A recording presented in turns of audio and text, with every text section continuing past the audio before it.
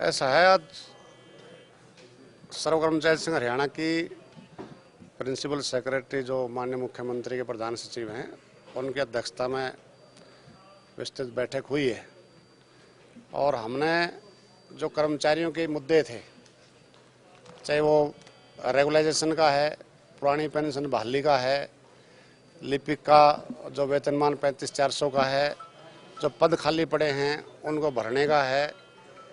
या जो 18 महीने का जो एरियर हमारा सरकार हजम कर गई है, या जो एचआरए का जो स्लैब बदलना है, राइट टू सर्विस एक्ट जो इम्प्लीमेंट कर रहे हैं, उससे पहले जो पद खाली पड़े हैं उनको भरा नहीं जा रहा है, और ये जो सारे जन सेवा के विभागों का जो निजीकरण किया जा रहा है, और प्लस ये जो छटनीग्रस्त हमारे कर्मचारी हैं, चाहे पीटीआई हैं, ड्राइंग वाले हैं, ग्रुप डी वाले हैं, हेल्थ वाले हैं, केडीबी वाले हैं, नगर निगम पालिका परिषदों से हैं, और इसके अलावा जो यूनिवर्सिटीज़ की जो स्वायत्तता के ऊपर हमला हो रहा है, तो इन सारे इश्यूज़ को हमने सरकार के समक्ष रखा है। और क्योंकि हमारी जो अधिकतर मांगे हैं वो नीतिगत मांगे हैं, तो नीतिगत मांगों होने की वजह से फैसला सरकार को करना है, तो कोई कंक्रीट डिसीजन किसी भी नीतिगत मांग पर नहीं हुआ है। तो हमने मजबूती से पक्ष रख दिया है और उन्होंने सुन लिया है, लेकिन कोई कंक्रीट डिसीजन अभी उस तरीके से नहीं हुआ है। छोटी छोटी जो चीज़ें थी उनका, जैसे डीए की किस्त है, उसके लिए बोला है कि भाई हम उसका अनाउंसमेंट कर रहे हैं, और जो रिटायर हमारे कर्मचारी हो गए जिसको 11% एचआरए नहीं मिला है, वो डीए नहीं मिला है, तो उसको रिवाइज करेंगे, एचआरए को स्लैब को मतलब रिवाइज करेंगे, और एनपीएस पे जो 10% से 14% है उस पर बातचीत हुई है। मेडिकल अलाउंस उनको मिलना चाहिए रिटायरमेंट पर। जो कर्मचारियों की, हमारे रिटायर्ड कर्मचारी हैं, 80 साल के बाद उनकी पेंशन की बढ़ोतरी होती है, लेकिन हमने कहा कि 65 पे 5 होनी चाहिए, 70 पे 5 होनी चाहिए, 75 पे 5 होनी चाहिए, 80 पे 5 होनी चाहिए, क्योंकि 80 तक तो 2% ही बचते हैं, बाकी तो एक्सपायर हो जाते हैं। तो इस पर कहा कि ठीक, हम इसको विचार करते हैं, और ऐसे ही रेगुलाइजेशन की पॉलिसी का है। तो हमने सरकार का ये कहना था कि रेगुलाइजेशन हम नहीं कर सकते, 2014 की पॉलिसी सुप्रीम कोर्ट में चैलेंज कर रखी है, तो लेकिन हमने कहा कि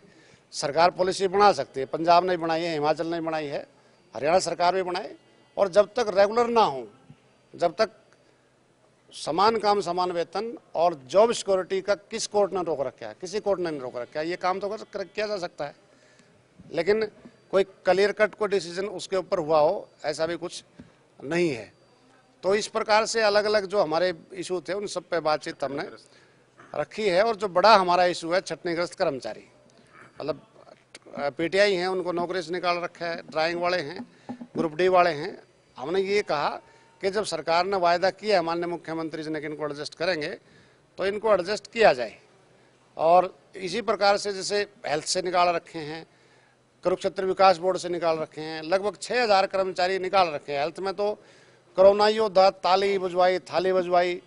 लेकिन बावजूद आज इसको नौकरी से निकाल रखा है, उनको वापस लेने की बात है। तो ये सारे तमाम इशू हमने रखे हैं, लेकिन कोई ठोस नतीजा, कंक्रीट कोई फैसला होकर के आया हो ऐसा नहीं है, क्योंकि ये नीतिगत मामले हैं। ये कोई और बैठक होगी नहीं होगी मालूम नहीं, लेकिन हम तो रणनीति ये है कि अभी हमने 12 तारीख को हल्ला बोल प्रदर्शन पूरे प्रदेश में किए हैं, क्योंकि कर्मचारी सरकार से काफ़ी नाराज है। और अब हम बैठक बुला करके, इस मीटिंग का इंतजार था कि सरकार क्या करना चाहती है, मीटिंग बुला करके निश्चित तौर से सर्व कर्मचारी संघ हरियाणा अपने आंदोलन को तेज करेगा इन मांगों को लेकर के, और निश्चित तौर से हम फरवरी में हड़ताल को लेकर के हम फैसला लेने जा रहे हैं। पीटीआई के बारे में बातचीत हुई है, हमने अपना पक्ष रखा है,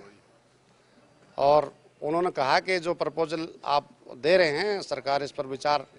करेगी। अब क्या विचार करेगी, कब करेगी, वो सरकार के पाले में गेंद है। चाहे पीटीआई हैं, चाहे ड्राइंग हैं, चाहे स्पोर्ट्स कोटे वाले हैं, या दूसरे छटनीग्रस्त कर्मचारी हैं, या ये जो अभी मतलब रिजल्ट ड्राइंग वालों का निकाला है, और वो जो उससे कुरुक्षेत्र यूनिवर्सिटी से जो उनका डिप्लोमा आया था और जो अमान्य किया, बाद में उन्होंने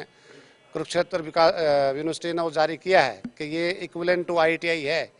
तो उसको भी मद्देनजर रखते हुए जो रिजल्ट आया है उसको जोड़ करके डिक्लेयर करें और उनको ज्वाइनिंग की बात करें। तो ये सारे तमाम मुद्दे मतलब सरकार के सामने हमने